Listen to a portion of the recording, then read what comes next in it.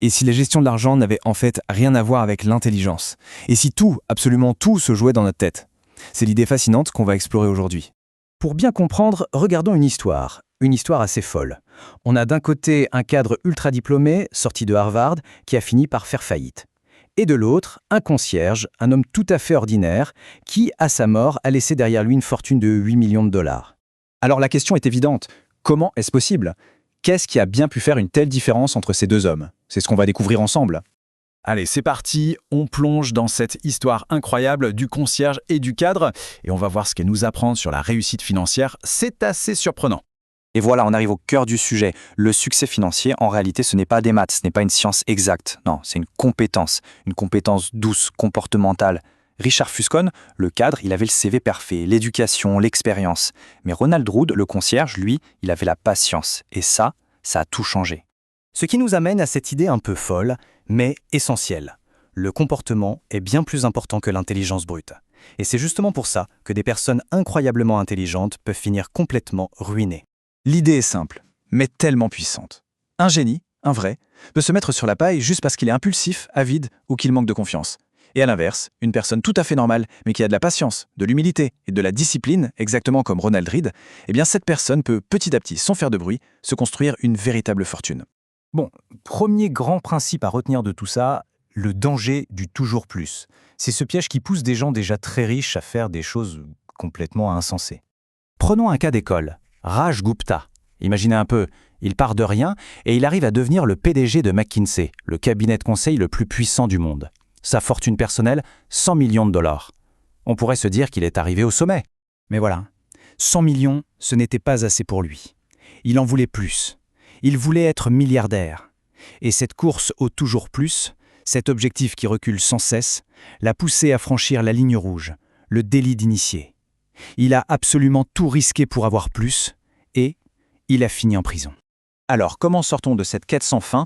La clé se trouve peut-être dans cette petite anecdote. Un jour, l'écrivain Joseph Heller est à une fête. Un ami lui fait remarquer que l'hôte de la soirée, un financier, a gagné plus d'argent en une seule journée que Heller avec son roman le plus célèbre. Et la réponse de Heller est juste géniale. Il dit « C'est vrai, mais moi j'ai quelque chose qu'il n'aura jamais. Assez ». Savoir dire assez, c'est donc une étape cruciale. Mais une fois qu'on a atteint ce « assez », comment fait-on pour le garder? Et ça nous amène au deuxième grand principe, l'art de rester riche. Et attention, c'est une compétence complètement différente de celle qui consiste à gagner de l'argent. Il faut bien faire la différence.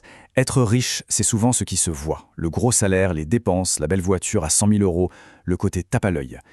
Mais être fortuné, c'est tout autre chose. C'est ce qui ne se voit pas. C'est l'épargne, l'argent qui n'est pas dépensé. La vraie fortune, finalement, c'est la liberté que procure la voiture qu'on n'a pas achetée.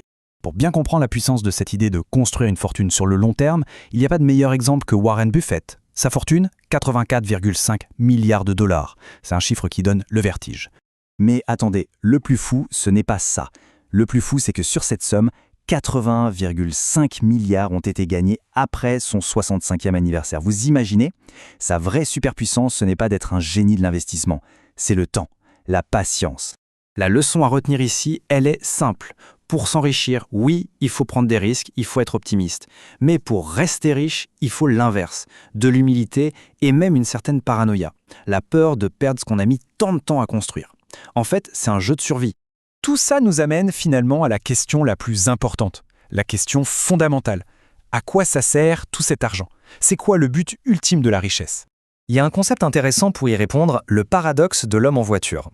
C'est simple, quand on voit une Ferrari dans la rue, notre première pensée, ce n'est pas « Waouh, le conducteur a l'air super cool ». Non, c'est plutôt « Waouh, si j'avais cette voiture, les gens penseraient que je suis super cool ».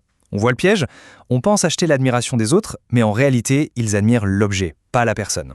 Alors si le but n'est pas d'impressionner les autres, c'est quoi? La réponse est à la fois simple et incroyablement profonde.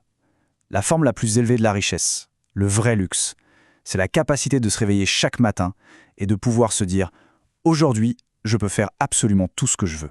Et ce n'est pas juste une belle idée. Le psychologue Angus Campbell a mené des recherches et a découvert que le facteur le plus fiable pour prédire le bonheur, c'est d'avoir un fort sentiment de contrôle sur sa propre vie. Bien plus que le salaire, bien plus que l'endroit où on habite. Ce contrôle, ce sentiment, ça s'appelle l'autonomie. Et tout ça nous amène à une toute nouvelle définition de la richesse. La véritable fortune, ce n'est pas le compte en banque, c'est d'utiliser son argent pour acheter une seule chose, le contrôle de son temps.